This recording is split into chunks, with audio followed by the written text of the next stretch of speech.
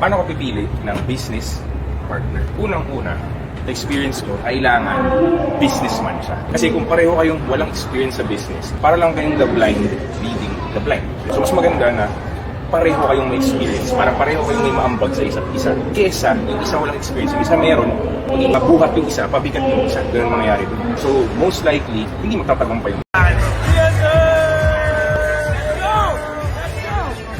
Pauwi na sana ako si Kuya Sam. Grabe naman.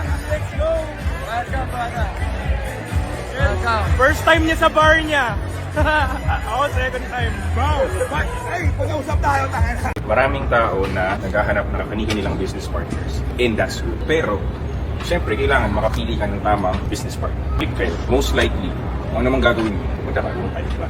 Again, para makahanap ka ng business partner na okay, kailangan negosyante din. Key factors to consider.